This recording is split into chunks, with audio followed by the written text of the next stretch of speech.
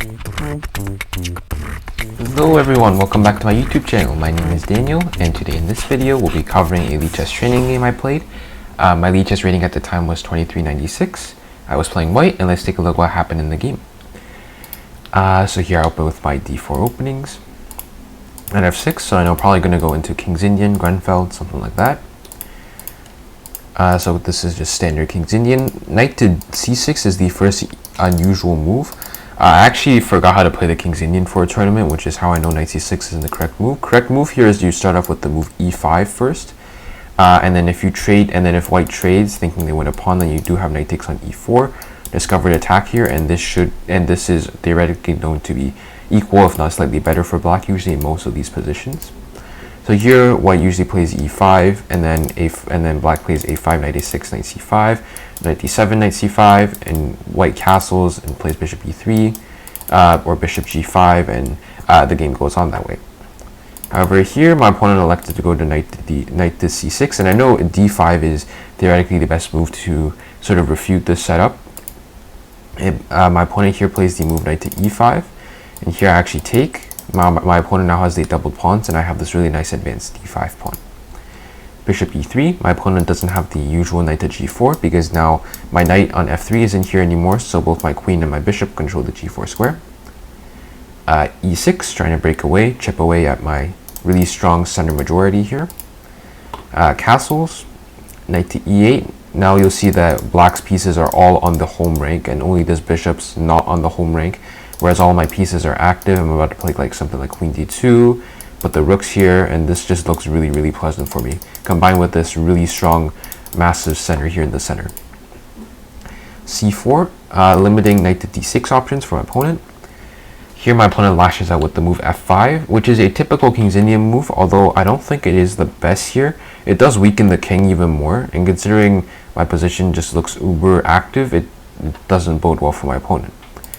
Here I simply play f3, just consolidating the center pawn chain if you trade. Then here I just have this really nice center mass here, which is beneficial for me.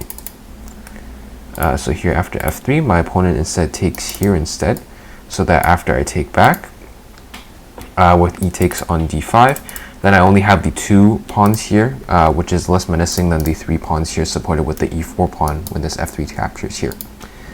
Here my opponent plays knight back to f6, trying to put some pressure here on the d5 pawn. Here I play bishop c4, lining up some discoveries. d6 at some point in the future could work. Here my opponent plays king h8. And here I play queen to e2. The idea is just simply to get out of the way, so I play rook c1, rook d1, or even rook e1, rook d1, and this just looks really, really, really good for me. 3 semi-open files for me. My pieces are all active. This bishop is going nowhere. This bishop is stuck. There is no e6 because I can simply take. This just looks really good for me. Queen to e7, trying to put some pressure on c5 as well, but that's defended with my e3 bishop. Rook to d1, preparing e6. My opponent plays rook d8, stopping it. Here I just bring my other rook over, get another piece into the game. Here my opponent tries to start like a flank pawn attack with a6 b5. So here I play the move b4, so that when b5 comes, I simply have bishop to b3, and this center majority, which you'll see here, which you'll see soon. Here I just play bishop d4, sidestepping. You can't take because this is pinned. Now b5, and here I simply play bishop to b3. And now I have this really strong center mass, a4 to break apart the structure on this side of the board. I can play d6, I can play c6. This is really, really good for me. Here my opponent plays rook to e8. You still can't take anyways, even with this, because I have 2 pieces attacking. So here I play a4, breaking apart this queenside structure here with b5 and a6. Takes, and now I can reroute my bishop into c6. This is just really dominant for me. Bishop d7. Here I play c6, shutting this down. Now my opponent's bishop only has the c8 square, and I can put my bishop on this really nice diagonal here, supported by this b4 pawn. Here my opponent plays bishop c8, and here I play bishop c5, taking advantage of this new square I've created for myself. Really, really nice position. d6 in the future, once takes, and I have c7, discovered attack here, or even d7 to fork. This is looking really good. Here my opponent plays queen f7, And here I drop my bishop back to b3, just sort of massaging my opponent's position here.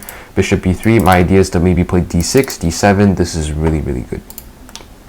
Takes here, and here I play queen takes on f3.